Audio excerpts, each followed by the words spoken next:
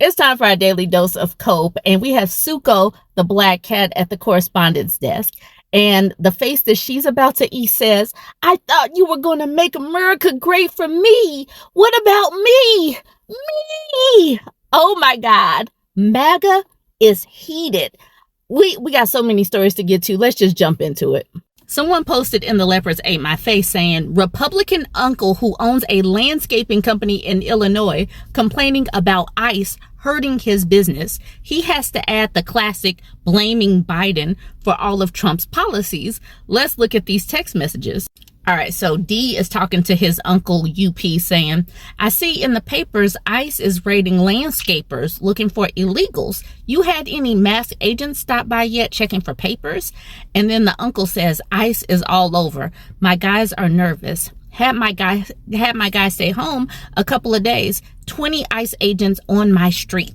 And so D says, "I saw some restaurant closed up this way due to ICE raids." And then the uncle says, "Biden caused this by letting so many people in. They are overwhelming our social services." These people know who they are hiring. And then they voted for this. They voted to have their labor deported.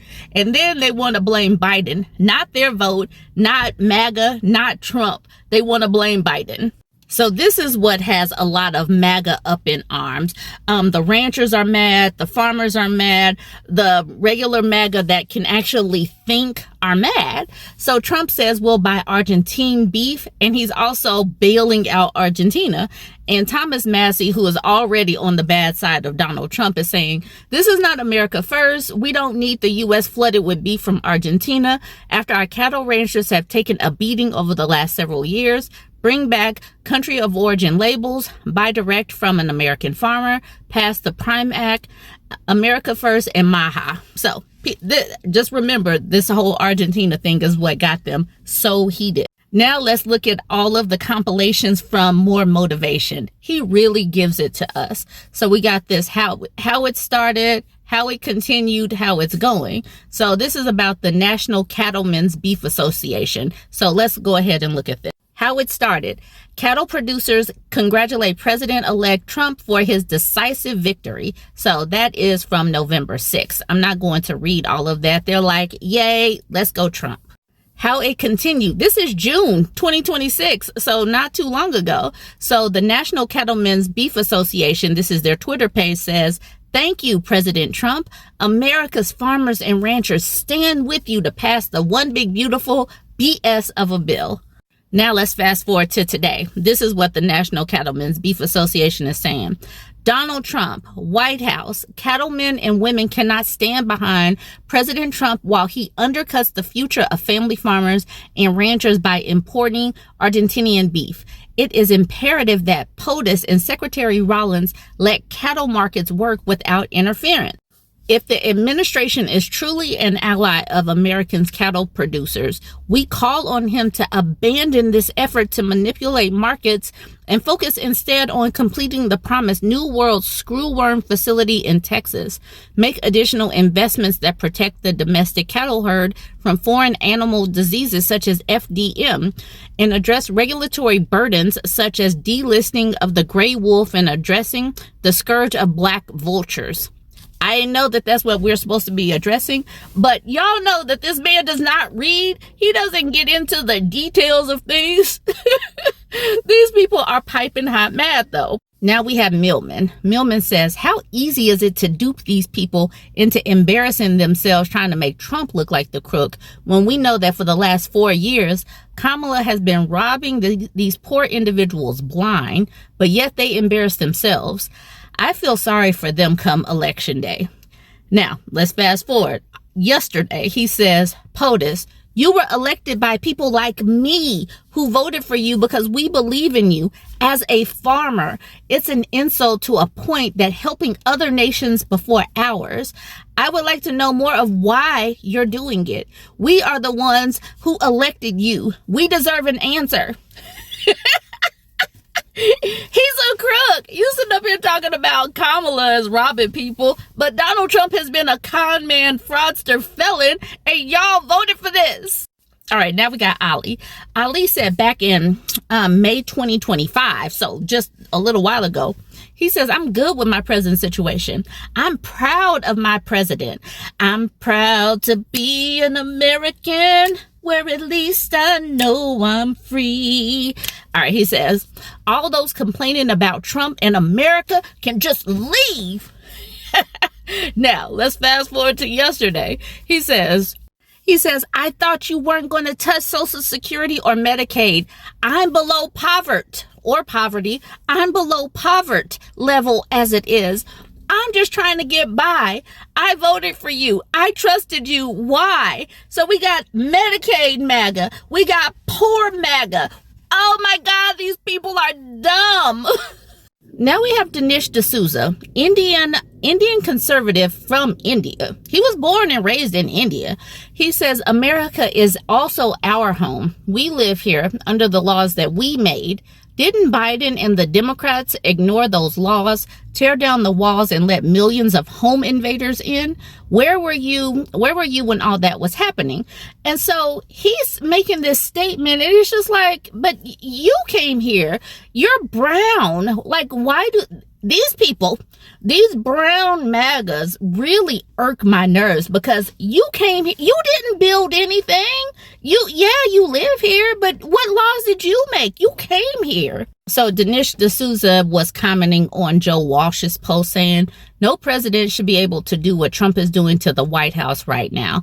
And y'all have probably seen the way he is demolishing the White House. And it's like, is this not illegal? Like, what is this? And why is nobody stopping him?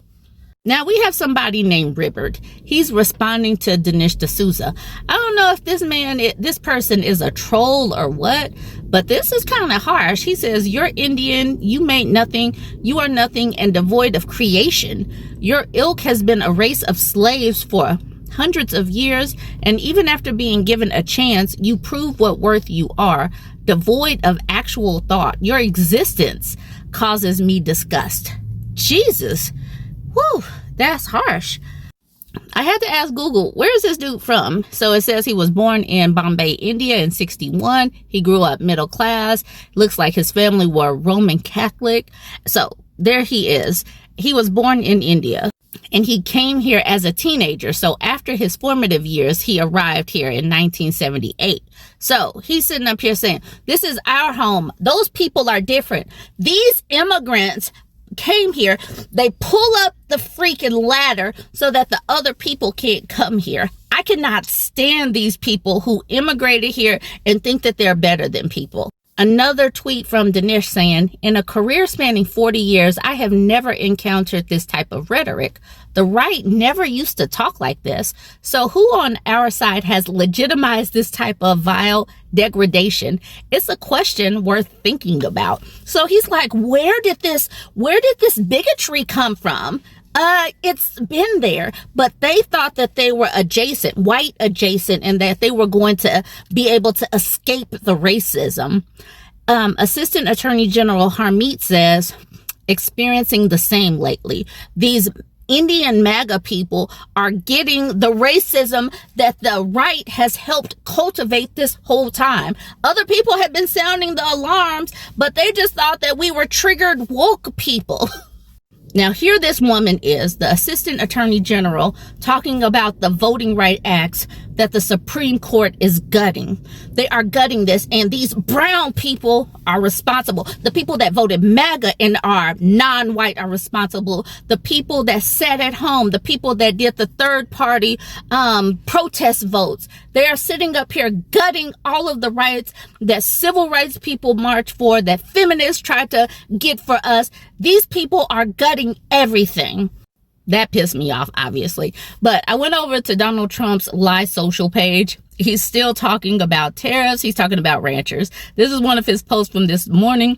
In addition to everything else, tariffs on other countries saved our cattle ranchers. and his other posts. The cattle ranchers, who I love, don't understand that the only reason they are doing so well for the first time in decades is because I put tariffs on cattle coming into the United States, including a 50% tariff on Brazil.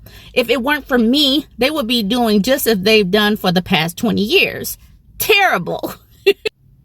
It would be nice if they would understand that, but they also have to get their prices down because the consumer is a very big factor in my thinking also. You don't give a damn about the consumer. He needs to stop lying.